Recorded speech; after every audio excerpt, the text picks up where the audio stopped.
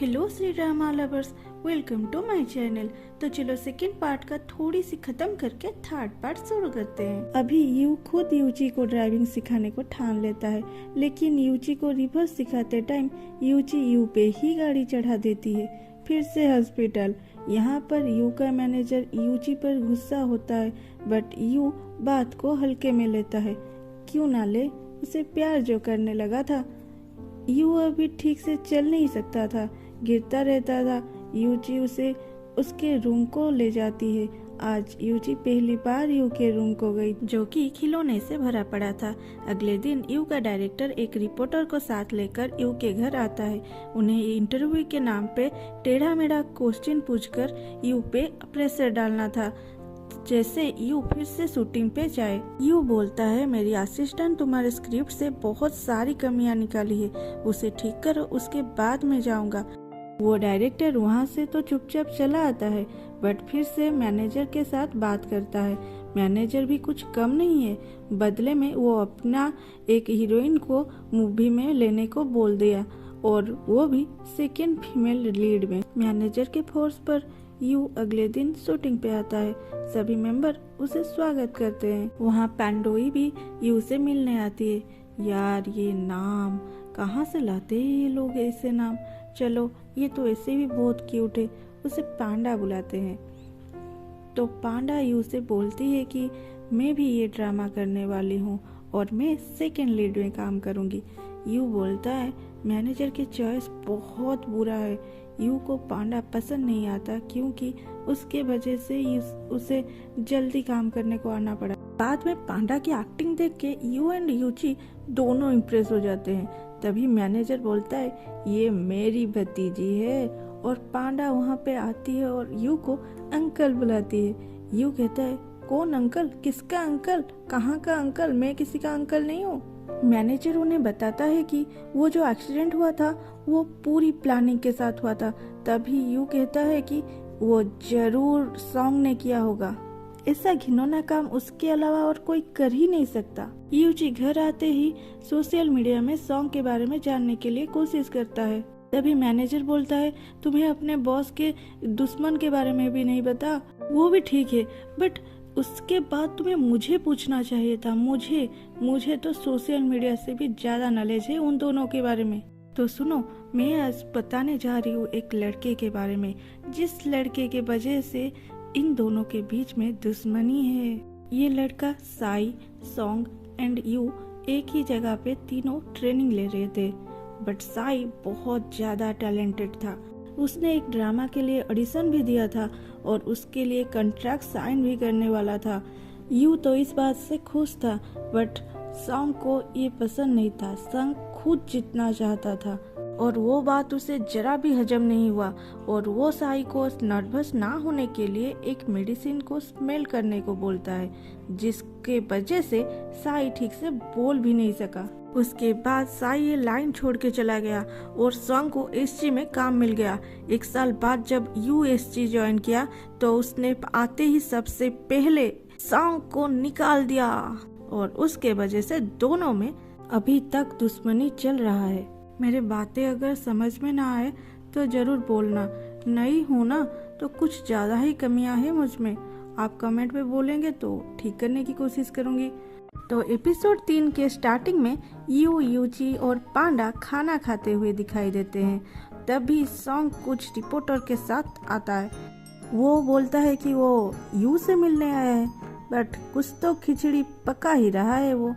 तभी यूची and Panda reporter को जाने को बोलते हैं कि यहाँ पे शूटिंग चल रहा है, आप लोग फोटो नहीं उठा सकते, जाइए यहाँ से। उसके बाद यू और सॉन्ग के बीच में स्टार्ट होता है गालियों की कॉन्टेस्ट, कौन कितना गाली कर सकता है। सॉन्ग यू को परेशान करता है, उसे हर्ट करने वाली बातें बोलता है, जैसे कि वो उसका हाथ चल जाए और वहाँ पे छिपे रिपोर्टर उसकी फोटो खींच ले। और रिपोर्टर जाने के बाद सॉन्ग भी यू को मारता है, जिसके वजह से यू के फेस पे चोट लग जाता है। फिर भी सॉन्ग रुकता नहीं है, वो फिर से यू को मारने के लिए स्टूल उठाता है, और उसके बाद एंट्री होती है हमारी हीरोइन की। यूची अपने डिक्शनरी फेंक के सॉन्ग को नीचे गिरा देती है। इसे कहते हैं पावर ऑफ बुक। और यूची सॉन्ग को पूरा भला सुना के वहाँ से बाहर का रास्ता दिखा देती है। वाह क्या नजारा था। यूची की ये रूप देख के पांडा उसे पानी देती है, लो पी लो, और यू भी उसे स्टूल ला के देता है, लो बैठ जाओ। उसके बाद पांडा और यू के बीच टकरार हो जाती है, एक बोलता है पी लो, एक बोलता है बैठ जाओ। उसको देख के सॉन्ग भी वहाँ से चला जाता है। यूची जब यू के फेस पे मेडिसिन लगा रही थी तब यू उसे निहार रहा था और उसके बाद उसकी फेस पूरा रेड रेड हो गया। और इसे देख के जब यूची पूछा क्या हुआ तब वो बोल रहा है कि तुम्हारे फेस में एक मक्खी बैठी है, मक्खी देखो।